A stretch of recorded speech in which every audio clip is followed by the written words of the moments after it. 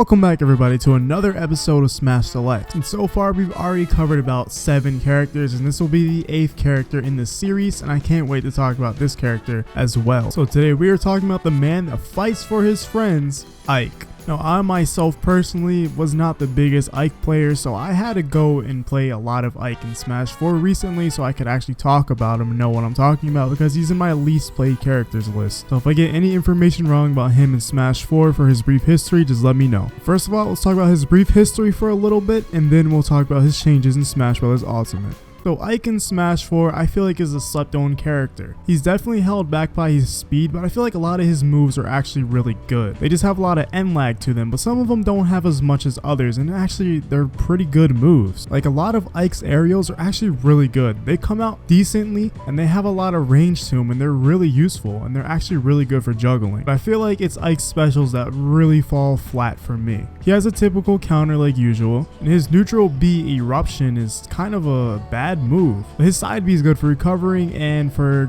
somewhat decent approaches. But overall, Ike was a pretty decent character in Smash 4, and I feel like he was slept on. He wasn't used a lot in tournament though, but when he was, it was quite a show because you don't see a lot of Ikes. Now let's see how different he is in Super Smash Bros. Ultimate. So in Super Smash Bros. Ultimate, it seems Ike got quite a few buffs, and I think it's time to talk about them. But let's talk about some of Ike's buffs listed off. The universal 3-frame jump squat significantly improves Ike's ground to mobility movement. So that means Ike's overall movement in the air is just so much better. And also look at this clip from the best Smash 4 player himself, Zero, talking about Ike. Oh, Ike was so much fun, dude. They made this guy so much faster. His moves connect way better, you know. Now, he doesn't have throw combos like in Smash 4, but his aerials auto cancel.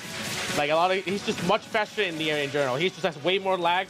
His upper is way better, dude. I think Ike is just so much better. Like if you want. Anyways, let's move on to some more buffs that he has. His up tilt and forward tilt have significantly reduced ending lag, which is good, so you'll have more time to not get punished. All aerials have less landing lag, and just like his jump squat, that's just as good because he's able to do so much in the air even faster now without worrying about lag and getting punished afterwards. Up aerial is now a wide upward swing above Ike's head, similar to the rest of the Fire Emblem cast. Compared to his previous up aerial, it has a wider arc and a faster startup, so he has a brand new up air that's actually better and bigger.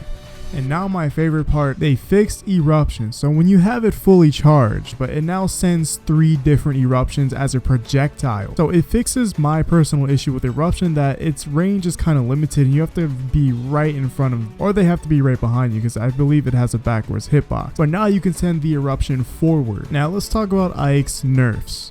Ike is 100% without nerfs. He actually has 2 nerfs. His up air has a shorter hitbox duration, meaning the hitbox will not last as long, although it is a bigger hitbox, so that kind of makes up for it.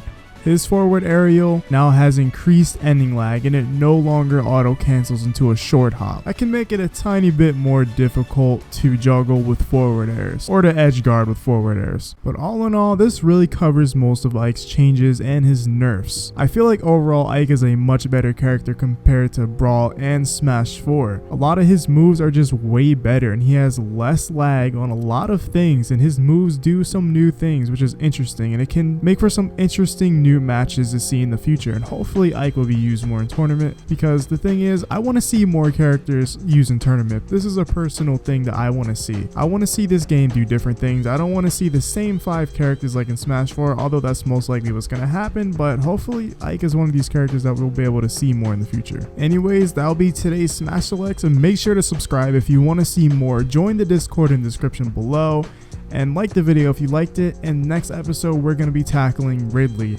So I'm gonna have to go in depth and break down all of Ridley's moves. This is gonna be fun. But anyways, I'll see you guys in the next one.